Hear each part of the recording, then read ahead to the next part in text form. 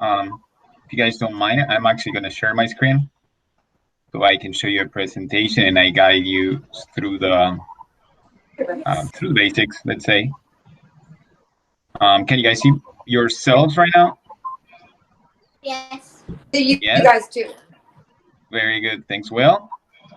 Okay, so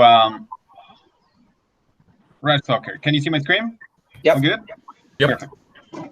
Excellent. So thanks to everybody for taking the time. That's the most important thing. Like Stefan said, apart from coaching with Delray, that you guys have met me on the fields, I'm a director for Rush Soccer for the national department. Oh. I'm admitting somebody in, sorry. That's why I'm Yep, there clicking. you go. Just in time. Exactly. If you hear that beep, let me know. And I'm a director for Rush. I do all the project management, and right now I'm leading on the coaches education, coach development pathways of the club, and I'm lucky enough to do it globally. So it's a very interesting job. And of course, we're extremely happy that Delray is joining us. So let me give you a brief story of what is Rush Soccer and how all of this actually started. So Rush Soccer is a club. It started as a club. Colorado Rush was one club started in 1997 in Colorado. And the president of the club is Tim Schultz. He was a professional player. He played for the U.S. men's national team. Then he became a coach when he retired, and he was very successful. Started this club, won many national championships, developed some players that are currently playing in the national team, and like Lindsay Horan that just won the World Cup last year in France. She's part of the club, and after many years of coaching successfully and the club growing, other clubs reached out to Colorado Rush and said like, hey, we see that you have a methodology, that you have a way of operating a club that has been successful. Is there a chance that we can work together? So that's when Rush Soccer began. We founded a separate nonprofit entity that is Rush Soccer itself. That what it does, it provides services and programs for all of the for all of the clubs that are affiliates to it. So the mission of Rush Soccer, it's simple. It's to provide an unparalleled soccer experience. What we do in one sentence is we try to develop programs and services and pathways that help clubs, coaches, and players. So all of the clubs that are part of our network, and right now we're talking about 40,000 players in the world and more than 100 clubs, more than 65 in the United States. What we do is we share a common vision, a common methodology, and Rush Soccer assists all of our affiliate clubs to try to create pathways for our players. That's long story short. As you can see in the map, these are all the countries in the world that we are at currently. We have clubs in England, we have clubs in France, we have in England, it's new, that's why it's not on the map. We have in France, we have in Spain, we have in Australia, in India, in all continents. We're starting some activity in Japan. We have in Argentina, in Brazil, in Canada, and mostly in the United States. Now, the question is, why would you join Rush Soccer? And it's because it literally the fact that you become part of something bigger allows our clubs to have access to things that they wouldn't be able to provide to their membership by themselves. The concept behind this is very simple. Is to say, maybe as a club, as a nonprofit, I don't have enough funds to create a full-time marketing position, but maybe as part of the Rush, we can all contribute to having one. And that's the basic concept of how it operates. So we have a marketing department that assists all of our clubs now. What are the part where this gets really interesting is to say, how do I actually help my players? What is it that I'm bringing to the table to when I become Rush, that really helps my players, clubs, and coaches, right? So those are the products that we bring, and some of them are, for example, we have an all-stars program that is called Rush Select, and it seems like something simple, but when you start considering that there are 40,000 players in the Rush network, an all-stars program that actually identifies talent in each of them and takes them to the next level to compete. It's a huge program. We have around 1,500 players that are participating every year right now in this Rush Select program. How it operates is very simple. We do ID camps, identification camps, and we do them regionally in the four, and we follow the Olympic development program in that sense. It doesn't matter to note, but we go to the south, we go to the west, we go to the northeast, and we do ID camps, and from there we build teams. We build regional teams, and those that are extremely successful, and especially after 14 years old, we build national teams. And those national teams and regional teams, we take them to compete to different tournaments. When they're 15 and younger, in general, we keep them in the United States. We want to keep them in a familiar place. When they're 16 and up, we take them to Europe to try to compete with some of the greatest clubs. Like we have competed against Barcelona, Real Madrid, Manchester City, Juventus, etc., etc. So that's one pathway. That's one pathway. Sorry, Pablo, that starts at U12? That starts at U12, correct. So that's an example of a program that we bring to try to help our players develop. Another one, and to me, it's one of the most important ones, because in soccer, out of the 100% of players, 99% unfortunately don't make it to professionalism. But many of them, and this is the way Rush Soccer is taught, is like, we don't want to base all of our pyramid, all of our development, just in that 1% of extremely excellent players. We want to provide pathways for everybody. So we said, what happens with the 10, 15, 20% that comes after that incredibly good 1% of players? So we created a college advisory program for those. We said, maybe you won't be a professional, not right now. Maybe you get another spot after college, but we want to help you. We want to help you get in college, and maybe get a scholarship, maybe get a little bit of assistance, or maybe access a university that you wouldn't access if you were not using your soccer skills.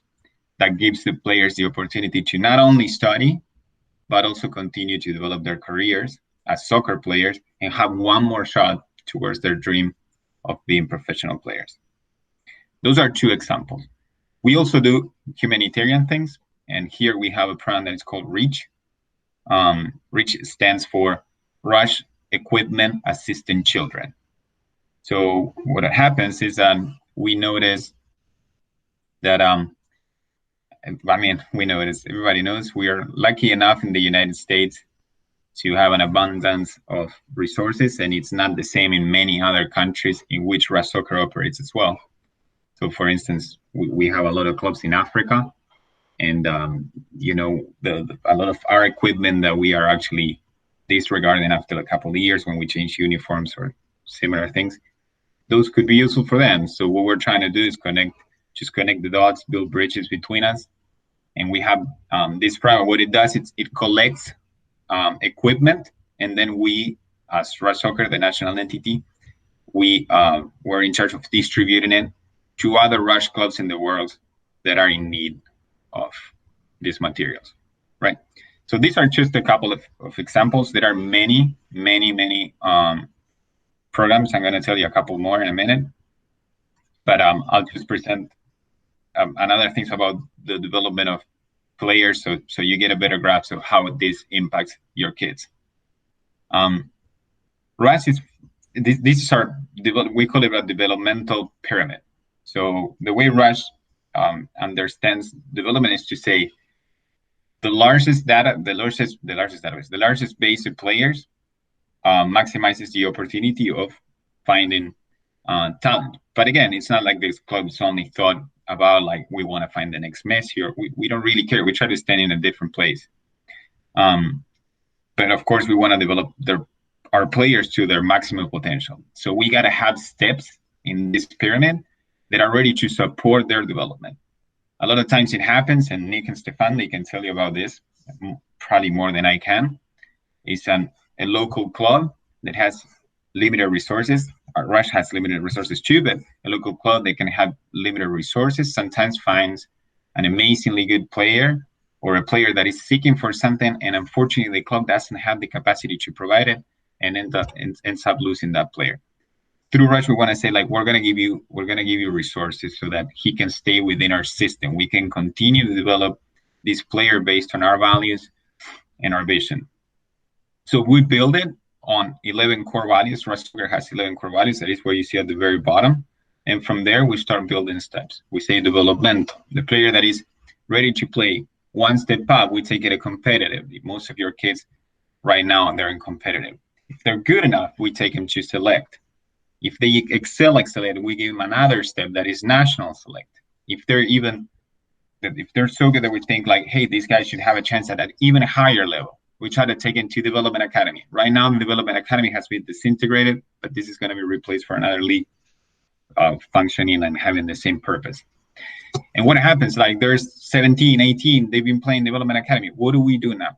This kid, do you want to go to college or do you want to try to be a professional? If we think through all these years of evaluating the player and following up on him, all of us together, if we think that he has the capacity, we try to take it to the next step. And that's when it comes to semi-professional. Either you go to college or semi-professional, that is USL League 2, and then professionalism. So Rush works, when I say professionalism, this is how it works. It's like this. We have 4 semi-professional teams already. One in Houston, that's called Cedar Stars. One in Virginia, that's called Virginia Beach. One that it's in New Jersey, and one that is in Colorado. Those are our 4 semi-professional teams that we already have there in-house or part of us. Apart from that, we have professional pathways. One of them is Daytona. I'm sorry. That one's going to be the most important one. Those are all semi-professional. Daytona Rush, that just started this year, is going to play semi-professional next year, and the following is going to play professional. USL League 2 and USL League 1 is called, so it's second of USL. So we're going to have our own professional team for our 40,000 players to have the possibility to reach the top within our network, all the way to professionalism. But apart from that, because we work with Capelli Sport is our uniform providers. They're amazing quality and very good people. It's a huge company, but they're family based. It's a very close relationship. They have a lot of assets in other countries as well, soccer assets. For example, they have the majority of shares of a Danish club that is called HB. I think it's around Kurd. We call it Koji because that's how it's spelled. That's a first division in Denmark, and it's a completely professional team. So if we find extraordinary talent, we say, hey, you know what? We're gonna take you to Denmark for tryouts. If you're good and if they take you there, direct path to professionalism. We do this, and the same when it comes to clubs, and like the way we help our clubs develop, and the way we help our coaches develop. Developing coaches in particular is what I was telling you. That is my role specifically with Rush Soccer. Did that make sense? Because Rush is big and there are a lot of things going on. So Nick, Stefan, you guys know, you can be honest. Tell me, was it clear more or less? Was it a good explanation? Yeah, I think so. I think that was a good overview of things. I mean, now I think a lot of the question for many is, okay, well, how is it going to affect somebody on the rec level, somebody on the travel level, somebody who's U9, U10, U11? They might not see the Rush Select or the Rush college parts right away, but it's an important. Maybe you can dive, or maybe we want to ask what people questions have, right? For sure. Go ahead if anybody has any questions. If not, I can say more about what I was mentioning. I want to be the next one. You want to be what? Next Messi. There we go. Okay. Oh, we're So we working got- on it. How does it become the next Messi is his question. Hey, if I had that answer, that would be a millionaire. We're excited to start playing now, I'll tell you that much. But this is a good step toward it. I just like nutmeg games in the house.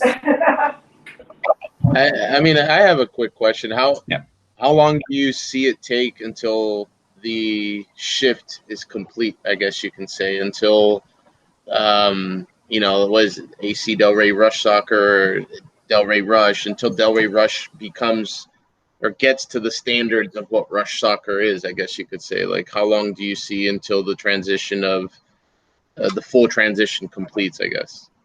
Is it something that you guys already had planned and implemented, or is it going to be implemented through time, or is it going to maintain about the same? My opinion is and this is on Stefan and Nick as well, but my opinion is it takes 1 year, one cycle, because the first year you get familiar with things, and the second year you're already ready to rock and roll, and that you want to start making the most out of it, and not just onboarding yourself on the programs. Makes sense. Yeah, I mean, a lot of the things come in as like coaches get software to design the sessions. We get access to videos, to conference calls with really interesting coaches, and then we get a lot of things are happening day to day, but it'll of course take a while until the player or the parents might see an effect on that on the field. However, I mean, one of the great things is that we have Pablo on board. Most other clubs who join have people who can bring them on board via email or phone. But we got Pablo right here, and whenever we have a question, we can bother him, and he's already bringing the Rush philosophy, obviously, with him. No, completely. And what you were saying is true, Stefan, as well. Is the impact is mostly seen when your kids are U12 and up, and the reason it's simple because of the age of the kids. And so when they're U12 and under, we are more conservative when it comes to them traveling, and we want to keep them in house, keep them within their clubs, and develop within that frame. Now, when they're U12 and they go to their first Rush Fest, the Rush Fest is a festival that we do every year, and all of the 65 and a lot of international clubs, they come. All of the U12s come to a single location that is normally in Colorado, and we run a 1-week festival in which they play against each other. So they see Alaska Rush with flags waving against AC Delray Rush waving their flags, and everybody starts playing with each other, and they spend 5 days, and they actually get the magnitude of the club that they're a part of. And from there up is when they start also getting on board with Select, that it's the All-Star program. So from U12 and up is where they see the real impact of what they're immersed on. U12 and under, it's more of the philosophy, let's say, more of the methodology of training that is implemented on the field through their coaches than really going out and seeing much, So how is this going to affect rec teams? So rec teams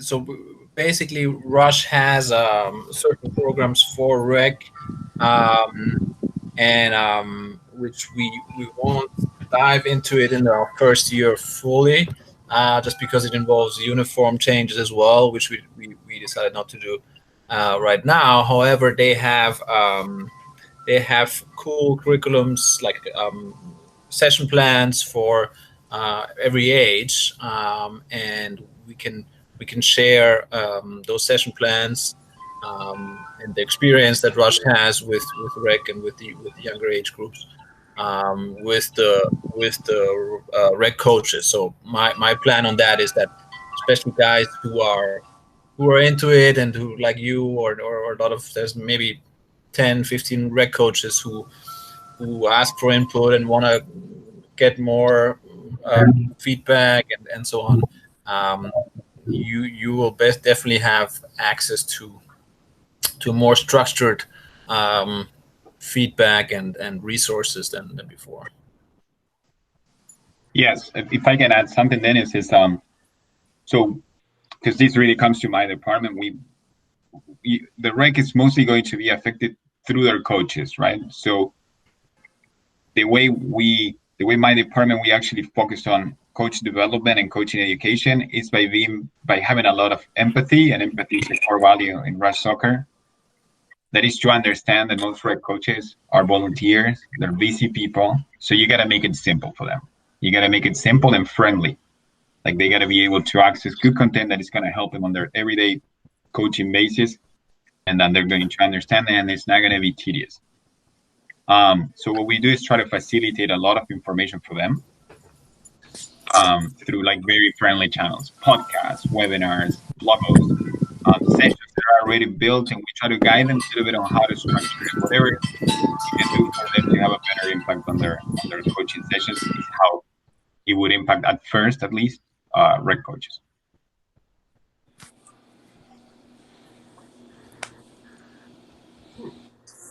Tony, you want to chat something?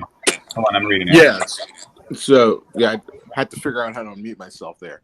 So how will we see the day-to-day change from a soccer strategic perspective, right? Should we see a little bit more of a similar approach from age group to age group? Are we going to see kind of some similar development drills to kind of bring the boys up in the same fashion, or are we still going to have a varied approach depending on who your coach is? Who you're coaching, or who the coach is? Do you mean? Who your coach is? Nick, you can respond here as well if you want. Yeah, Tony. So there will definitely be some changes as far as curriculum and things like that. It won't be as far as coaches will be handed a set concrete, day to day or session to session plan of what they must do. We still want to give coaches the freedom to plan their own sessions and work on, and for the duration of how long they want to work on it throughout the season. But there's definitely going to be, which has already been presented to the coaches, a more structured way of, here's what we expect from you as a coach as far as session planning, self-evaluation, and things like that. We want to give the coaches the tools to do the research, to see what they should be working on at age-appropriate times, without actually just giving them everything, without them having to come up with things themselves. Yes, exactly. So if I can expand on that, Tony, it's Rush itself respects the autonomy of the clubs. So we provide resources, but there are very few things that we actually impose. And we do that on purpose, not just because we're nice, but we also do it because it could be imprudent. So if I go to Chicago Rush, that is one of the top performing clubs, they might have a pool of players that is very different from the pool of players that we have in Delray, or from the pool of players that they have in New Mexico. So it's very hard to go with a session that is already pre-built and say like, no, this is what you should do on your second week of the season. But what we do try to do actually is what Nick was saying, that is to adjust guidelines, to adjust best practices. So for instance, and I know that you coach as well, so if you want to go to Rush Coach Development, I'll share it to you. Look at my screen for a second. You'll find guides that are age specific, and they combine from technical standpoints to Rush philosophies. Can you see me now? Can you guys see me? I see you. You see my screen? Yes, I can see your screen. Perfect. So if you go to rushcoachdevelopment.com, this is actually the website that I manage, and you can filter on the portfolio by the Rush way, and you'll find these age-specific guides. So if I go for instance for U9, U10, you're gonna find one of these presentations that covers from the application of the right way philosophy, what the style of play is, the formations that we recommend, what the 6-3-1 that it's a philosophy that we have means, our core values, what are the ones that should be highlighted, how do you think you should handle player position before the age of 14, how do you should handle substitutions, pre-games, playing time, half times, team photos, there are a million things. And then you go on to general principles that should be respected along all of the age groups, to the specific objective of the age group and how you should approach it psychologically, tactically, technically, and physically. And if you keep moving and moving and moving and moving down on this, you're actually going to find even player expectations. What we think should it's like, if you think, how is it that good looks like? How is it that an excelling U9 player looks like? So you can actually find those expectations at the bottom. These are the things that he should be pretty much capable of doing. You can go all the way and find these guides for every single age group. So again, we don't impose it, but we do trace guidelines and best practices that we share with our coaches. And I don't mean it, of course, in any sort of arrogant way, but I think that, like Stefan was saying, the fact that I'm very familiar with it because I'm the one that makes them, and I'm at the fields. It's easier to actually comment, debate, and talk to our coaches that at the end are the ones that are impacting the kids, right? Yep, great stuff. Thanks. Pleasure. Anytime. A question too that I have. I mean, I've always tried to be involved and help, and I've helped coaching in the past, but now with time management and work, it's very difficult to even make myself available in the coaching aspect. But I'd love to help in other ways that, you know, I might be able to. Like an example would be marketing, social media, different things like that. One of the things I think that we could improve the quantity of people that try out. Competition makes people better, you know, so the more competitive our tryouts, our teams are, the better our players will have to push themselves to be, and different things like that. So what are different ways that we as parents, I guess, can be more involved and help, I don't know, an advisory board, different things like that, maybe be more manage social media a little bit more, make it more active. Social media is very powerful when you look at a local standpoint. You know, we're very local. There's just a tri-county area where we can reach mostly. So if you really focus your efforts, I think we can drive a lot of attention and awareness to Delray and increase the amount of people that try out and that have interest in this program, and in return, hopefully make it better. So what are different ways that we can help expand that and make it better and bring more awareness to AC Delray or Rush Delray? Yeah, I mean, if I'll take that real quick, that's a great question, Brian. And one of the reasons, or one of the things that Rush brings with them is like Pablo was saying at the beginning, they have a few full-time people in certain areas. So they have full-time people for college education and stuff like that, but they also have full-time marketing people, some people who are designers, and people who are in the marketing department and PR and so on. So and of course they have the collective experience of 70 clubs in the US and many years in there. So they help us with a intel on social media on what their experience is, but also with help with like creating, like they have videos, teaser videos or promo videos or graphics or flyers and stuff like that. So that's going to make it easier for us to create content and also get some input on how other clubs are doing it, and then how can parents help is of course to spread the word and share that through social media and word of mouth. And yeah, you're absolutely right. I mean, that's also one part where we wanted to join Rush, or what made it interesting is to hopefully raise our awareness and be more of a soccer brand rather than a nice little local rec club. We want to change that branding a little bit to that. So hopefully, joining Rush and using all the tools and the opportunities that come with it also helps us getting more people to our trials. Yes. So if I can expand a little bit on that, I'm pretty sure, Ryan, that Nick and Stefan are not going to turn their backs on a little bit extra help. But apart from that, like he was saying, there are local needs for sure, and there are also volunteering and some that are not volunteering positions that are going to open up over time. For instance, when I was telling you about the college advisory program, the CAP, we call it CAP, just to abbreviate it. The CAP director actually looks for local CAP directors to help them.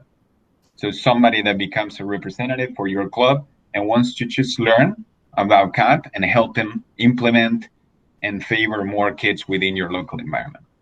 Now, as a final idea, and this is my impression, and I might be too optimistic or unrealistic, but I think that with Delray becoming one of the Rush clubs, I see our market, and I don't see why in a couple of years we can become the most competitive and the top performing club in Palm Beach County. To be honest, I don't think that our competition is actually excelling that much, and with the opportunities that we bring for and incentives that we bring for clubs, players, and coaches, I don't see why we can't reach that position. Absolutely, yeah. If I can just expand also on Brian's question as well about ways that parents can help and things like that. I think two of the main things that I think anybody that likes our Facebook page, the interaction on social media, I think is very important. So if it's sharing posts, liking posts, commenting, just general interaction with anything that we post is always good. And something that I've asked for a few times, but I think people get caught up in the game day or practice and things like that, and we just forget, because I also do the same thing, is take as many pictures as you possibly can. Whether it's team pictures, individual pictures, pictures of the game, before, after, anything you want to do, and send them to me, send them to your coach. So we have also content that we can post on a regular basis. I mean, I'd love to have great pictures to post every single day, but the reality is that a lot of the times we don't. So I think something like that is also a big help from the parent side as well. Yeah, no, absolutely. And that's kind of what I'm looking for. If you could just point me in the right direction on how I can help. People are looking for specialists. So if we become the specialists in social media in this area, when it comes to competitive soccer, putting out content, different things like that, I think it, greatly improve our rankings and our awareness as a club. But I'm more than willing to help on that standpoint. I can sit at night and help organize and post, but point me in the direction, and I'll do my best to try and organize that aspect and try to provide that content, have that content, and then guide, and with the resources that you guys have and Rush offers, put together something that's a little bit more exciting and help bring that awareness on marketing, social media. Yeah, no, that's great. Thank you, Brian. Absolutely. Hey guys, so go ahead, Tony. Go ahead. I just wanted to say one last thing. It's when I was telling you, I don't see why we can become the best club in Palm Beach County. I'm not really basing it on just the desire. I think that with the incentives that we bring now, it helps at all levels. The top talented player will say, like, well, I want to be part of the Rush now. I want to be part of AC Delray Rush because I have a developmental opportunity that I don't have in another club. And the same happens with the coaches.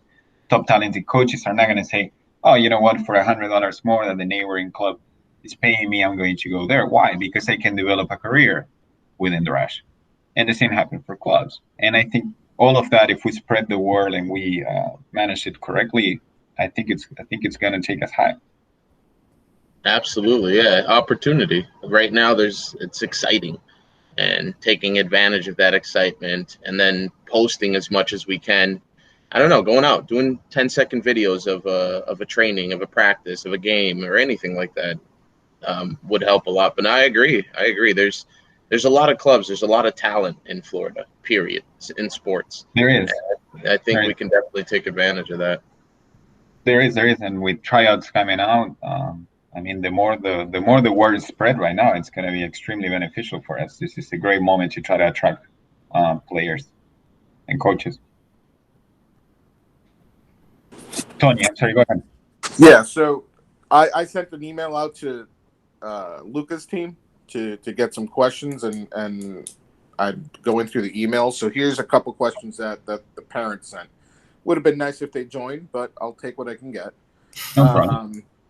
So are there local and national Rush summer camps or vacation camps that kids can go to? No, that's organized by the club locally. What we do have is Rush Fest. Rush Fest, that is the festival that I was telling you that all of the clubs go to, but then it's focused for the U12 anyway. But that's at a national level, and that's in Colorado in July, so it's right on our summer. So that Pablo, do you know what they're planning to do this July? No, they're gonna decide by May 1st. Okay. If they postpone it, they're postponing it to November, possibly to November in Missouri, or to December, January in Daytona Beach. Ooh, I like that. Yeah. Yeah, me too. But they wanted to go to Missouri. Who wants to go to Missouri? No, I'm kidding.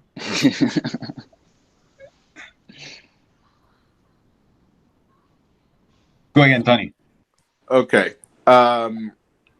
Second question here is, who from our club nominates people for the regional and national selects programs? Okay, that's a great question, actually. So the way that's done is full boss, that Stefan knows very well. He's the professional coach, and he's the global sporting director of Rush Soccer. And he does everything that is related to player evaluations and coaches evaluations, because it applies to coaches as well. We want to identify top performing coaches as well. He communicates with Stefan and Nick, and asks every single coach to go to a dashboard that we have that is like an integrated tool that Nick and Stefan are being taught how to use. If you haven't already, it's very simple, and they fill evaluations there. Nick and Stefan validate what the coaches are saying. So if I have a player, it goes from 1 to 7 in different categories, right? So if I have a player that is more or less, and I say that he's all 7 because I like him, Nick is gonna go there and say, like, Pablo, come on. And so he's in charge of validating what I provide. Then Raul takes that information and starts tracking top performing players like that. Now, from those top performing players or top qualified players or evaluated players, so we invite them to go to select directly. But that doesn't mean that players that were not selected there can go. And that's why we organize ID camps, because the coach might be wrong. And in fact, it happens pretty often. He overrates or underrates a player. So that's why we organize ID camps, and we say the ID camp is open for everybody. You can actually go and just try out. And we take coaches from our select coaching team. That it's a step in our developmental pathway as coaches to go there and actually take a look at the players. Pablo, do they have usually specific locations for these ID camps? Like, is there a location in Florida, or is it in Orlando? Yeah. It rotates. It normally rotates. Last year, I don't remember where it was here, but this year it was going to be in late July in Alabama. Okay. Yeah. I like the places you pick. For our region. I'm sorry, what, Tony? I love the places you pick: Missouri, Alabama. I don't pick them. Cost efficiency. I said, why? Like, you guys can come here, like, go to West Palm Beach, we get a margarita after, and they decided to go to Alabama. I do have another question. I think it might go more to Stefan and Nick. I'm not sure, but AC Delray in its essence has been more of a rec centered club, if I'm not wrong. Obviously, it has great competitive programs, but it has been more of a rec centered culture, I guess you can call. So my question is in regards to the culture of the club now with Rush Soccer, which is more of a competitive program. Will there be a shift in culture in making it or attempting to be more competitive in that aspect, if that makes sense? Are we going to, I don't know, be less politically correct and more competitive central than that's, if you understand my question? I'm trying to see if, is there a culture shift as well with this, or is it still going to be more on the rec centered side? Well, when you say rec centered side and when you say more competitive, just briefly explain to you what that means. It seems like with a lot of competitive teams, there's been new developments for teams. So it's almost like we're bringing players up from rec programs to try and grow the competitive side. And the rec culture has, in many times, transferred over to the competitive aspect. So it's, to me, it's two different things, I believe. And there's so I think I understand what you're trying to say. So I think it really depends on the age and it depends on the team also. So we could have a 2006 girls team, which we do, that is highly competitive. It's a highly competitive environment. They play at a high level for their age. So that could be one team that is a certain way. And then we may have a U12 team that is a new team that, you know, half their team came from rec the year before. They were low on players, you know, and they play at a bronze level, Division III level. So that team will have a different sort of feel and a different sort of environment than the older girls team. Sorry, I got a dog that's barking at me. So basically, we're still about development, and if that means developing players from our rec program and bringing them through, then that's what we'll do. But basically, I think what my answer is that each team will be slightly different depending on the level that they're playing at, depending on the players that they have. Our whole philosophy is that if you have a child that wants to try out for travel and is good enough to play travel on any level, we want to be able to have a team and an environment that suits them. You know, if you have a child that is a top level player for their age group, we want to also have an environment and a team for them as well. So I think it's going to differ across the board. Yeah, I fully agree with Nick, and in fact, it's not that Rush is more competitive. It's not the opposite as well. What we want is to provide a pathway for everybody, a pathway that fits your kid's intentions. You know, because there's absolutely nothing wrong in playing soccer just from a recreational standpoint because you like it. So we do want to help them and create that environment, like Nick is saying, for them. But we also want to have alternatives for those that are trying to accomplish something different. And I think that's the key at the end. Absolutely. No, thank you. And I agree with that. It's just I truly believe, and I'm very outspoken, as you might already know, but I truly believe that with this transition, I think it would be a great idea as a club to identify the culture behind the two different programs and really make sure that we maintain that culture in these two different programs so that it is noticed. So if someone brings their kid up from a recreational program to a competitive program, when they go to the practices, when they go to the games, they notice the difference in what they're paying for, not just in the quality of training and practice, but also in the culture and the environment. Because in the end, you know, if I want my kid to just enjoy soccer for recreational reasons, then I'm going to put him in rec. But if I want my child to learn to be competitive, to learn, you know, that side of the sport and soccer, then, you know, I would like that culture to be a part of that team and that program as well. So, you know, I just encourage that with this shift and this change that we try to identify the two different cultures and create that environment within those two different programs. Yeah, I mean, I hear what you're saying, Brian, and that's part of I don't think we've announced that yet to the general population, Nick, but we're gonna we're trying to raise the level of competitiveness on all aspects. And there's going to be from U11 and up, going to be 3 practices a week instead of 2. And where it allows it, and like Nick was saying, it's a matter of team by team. We want to raise the level of each group and each team. And I mean, and it is important to distinguish between the rec mentality and approach versus the competitive one.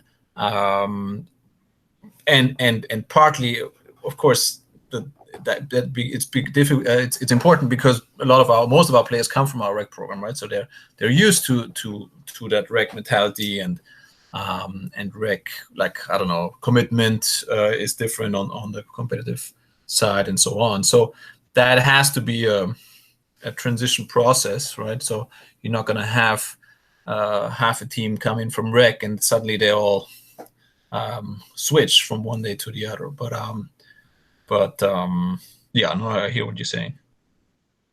Yeah, no, and one thing I will say, Delray has amazing parents and amazing coaches, and the culture, and it's like a big family. So I'm really excited with what you guys have done, and I look forward to seeing what happens now. But it's exciting. Thank you. Hey, Rage. So I have one more question. Hey, Pablo, how are you? I'm doing well. Hey, Keegan. Hi. Go ahead, Tony. So the last question I received from a team parent here is the competitive fee, right? Will it go up?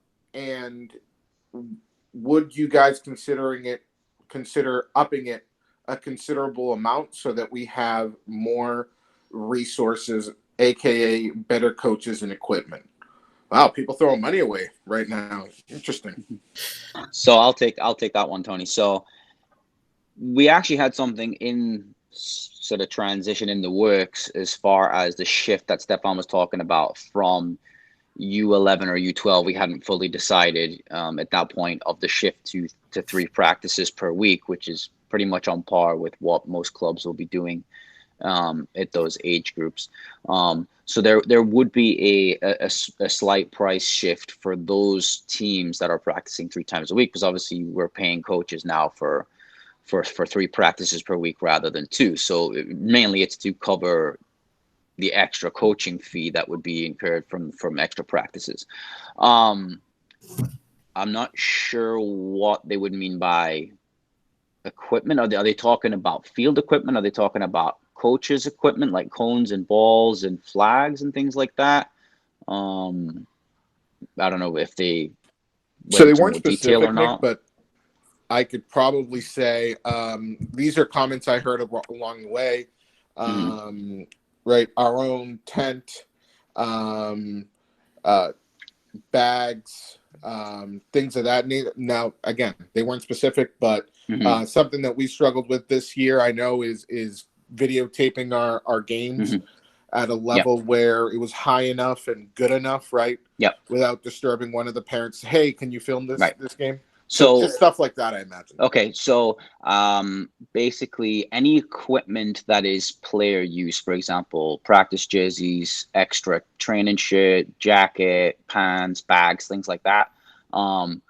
We currently have our SCORE uniform provider contract that will be done in 1 year, but we do have a contract with them, so we have to stick with them until we can switch to Capelli Sport, which is the official provider for Rush. So we're in a little bit of a strange situation with that, whereas yes, there are things available from the provider. It's parent funded, so if your child wants a bag and things like that, then that's where they would get it from. I mean, it's not something where we're going to force people to say everybody at the club has to have a bag. I mean, we could do that, but we're also fully aware that, you know, some people are on very tight budgets, and I'm sure when we do come back in the summer, whenever we come back, that people are going to be on even tighter budgets than they were on before. So we do try to keep that in mind. Once we do go to Capelli, they offer a whole host of things also as well. and it will still kind of be up to each team to decide whether does everybody want to go and get a bag? Do we want to try and find a sponsor that we can get everybody on the team a bag and things like that? Which Pablo's older team did. Sorry? Which Pablo's older team did, right? They got a sponsor who I then believe paid so. You know, things like tents. The club did purchase 2 tents with AC Delray branding over what was 8 months, well, 7-8 months ago, maybe back in September or something like that.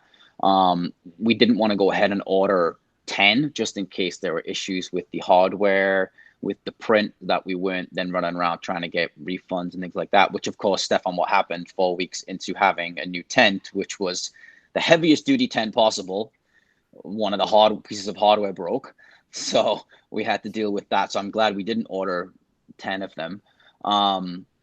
But as far as raising prices significantly, I don't think that's on the horizon right now. I mean, as far as the younger teams, we're pretty fairly priced for other clubs that are around our area. I mean, I can give you an example that, you know, if you're going to go to Palm Beach Gardens for a U10 player, you could be paying, maybe Stefan knows better than I do, but I believe it's around $1,600 to $1,800 plus uniforms. Right.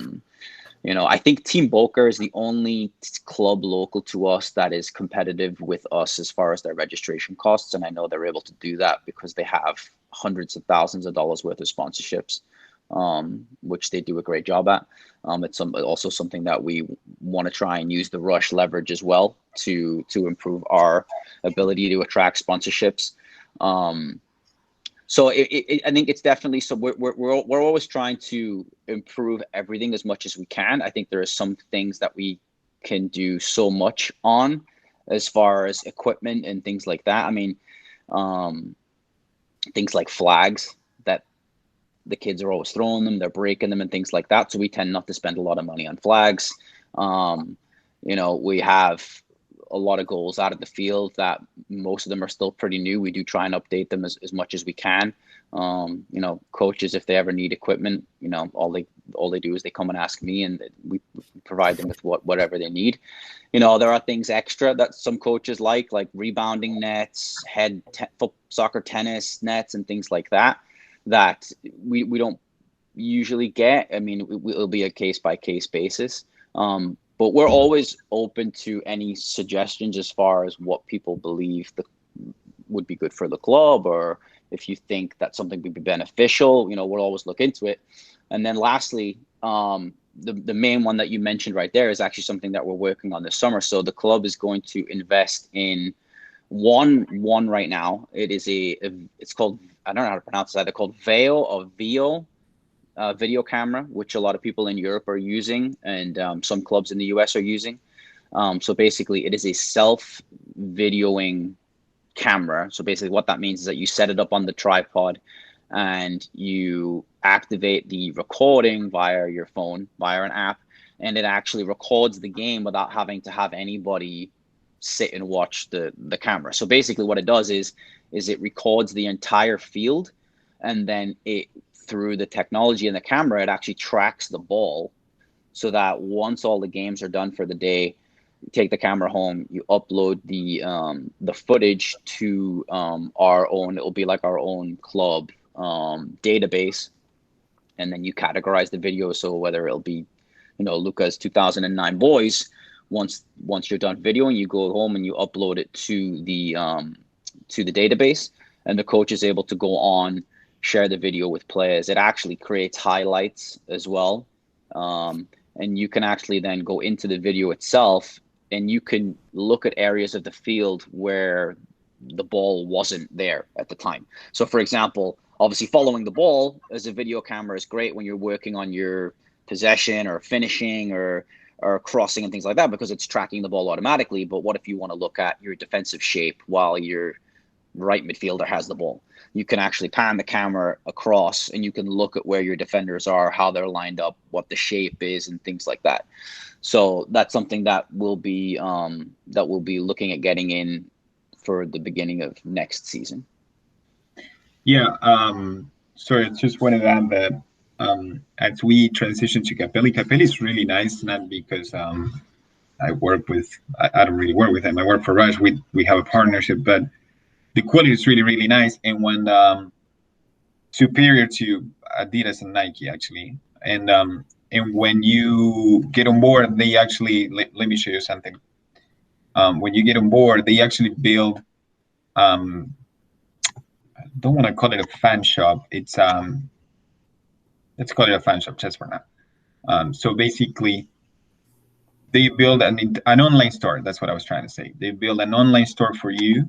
This is just the Rush fan store, but you come here and you actually find your own page within the Capelli Sports, and you see all of the items that are offered through Capelli. So you have from fan gear to equipment. See, you start finding equipment now. You see from like a teddy bear all the way to tents, umbrellas, gloves, cleats. You have everything within your online store, and of course you're gonna tell me like, okay, but I gotta purchase this. But no, for the clubs, they get a decent deal. Let's say that Capelli tries to treat them nicely.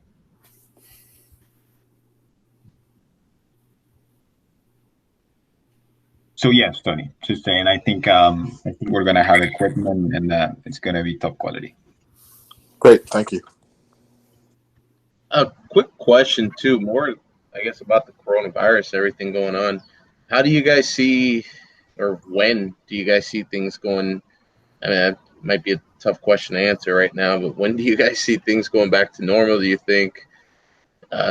When will tryouts actually be, and different things like that, especially mostly for competitive soccer, I guess. So right now, FYSA and US Soccer are their date is May 15th, which is that's their tentative date right now. Everything's going to be reevaluated in early May. I believe it's either the 3rd or the 5th of May. And honestly, it's a little unknown right now. Obviously, I think the city of Delray or Palm Beach County just announced that parks will begin to reopen in a certain phase, or you can go for certain reasons. So they're not fully open, but they're open in a way. It's a little tough to say. I mean, honestly, realistically, I think what's going to happen is that either in June or maybe in July even, it'll be some sort of small group activities that you'll be permitted to do. What that's going to translate to for us, for soccer, again, is a little difficult to say. I would say definitely there won't be any games for at least another couple of months, maybe until September, October. But as far as practice, whether we can come back June, July, maybe it'll be small groups first, I believe, and then how they go from there, I guess, will be depending on the situation that each state and then the country is at the time. Within the soccer associations, have you heard any discussions or anything of changing the way the practices are and different things like that to try and make an attempt to start practices sooner? Well, so in Stefan can maybe give a little bit more information, but I know in some leagues in Europe right now, Italy, Germany, and I believe one other country, they are allowing professional teams. Obviously, it's a very different situation, but they are allowing professional teams to start back practicing, I believe, as of the end of this week or next week, Stefan. Yeah, the Austrians and the Germans already started practicing. They did actually. Small groups, so they're groups of 4. They're allowing it to go out and practice as long as they. So it'll start small, and it's just going to depend on the situation where we're at as a state and the country of how they then take it from there, I guess. But in terms of U.S. soccer input, there has been none. No, they haven't said, okay, we're thinking that it might look like this, or there is no there's no feedback in terms of. We have a call with FYSA on Monday at 10 o'clock to, I guess, find out any information that maybe hasn't been put out there, but I doubt there'll be much. But maybe give some indication of how they think the call for mid-May is going to go, what direction it's going to go. And the problem is Yeah. that, of course, they are all waiting for basically the government to tell them what they're allowed to do, and then it trickles down. I mean, even the parks, like the information with parks opening up came out yesterday, and I followed up right away. And both the city of Delray and Palm Beach County were saying, well, we heard it at the same time as you did. And we got to figure out now how to handle it and what's happening exactly. And then half a day later, they send out an email and saying, hey, this is what you're allowed to be doing. And same thing goes for soccer. I think they don't know, and I'm sure they're trying to figure out solutions, but in the end, it's what the government tells them is allowed. Maybe so basically, right now we haven't released trial information just yet. Not because of that, because I was kind of waiting for our website with the branding change and everything like that, so when people went on, they could see Delray Rush and the colors and everything like that. Right now, we're planning for June 1st to start tryouts if we're allowed. Obviously, when FYSA or US Soccer gives their verdict in the middle of May, what the call is, whether it's to delay for another 15 days or whatever it may be, then obviously that'll change. But June 1st would be our date for right now. The week of June 1st, yeah. Yeah, Monday, June 1st. I have a quick question. Is it beneficial at all to maybe have the boys do a few practices before you start the tryouts?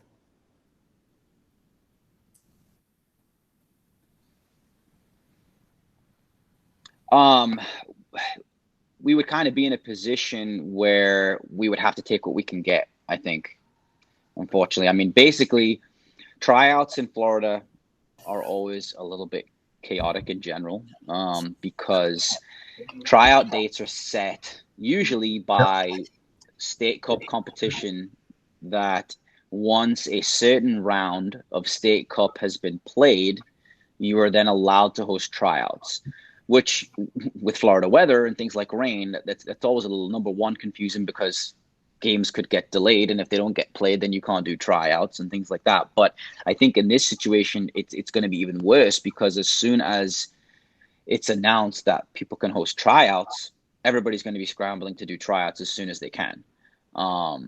So as much as I would love to say that is absolutely what should happen, we're going to have to, I think, take what we can and host tryouts whenever we can. Now, that's not saying that we're not going to maybe have 2 weeks after tryouts, maybe another round of tryouts, or while tryouts are going on, we're not also going to be practicing, because if we're allowed to try out, then we're going to be back at practice as well. So it is going to be a little chaotic, and I'll be the first one to admit that. And I think it's going to be interesting to see how it unfolds in Florida in general. I think everything right now is chaotic. Yeah. There is no normal. Yeah. I don't know if anybody else has any questions.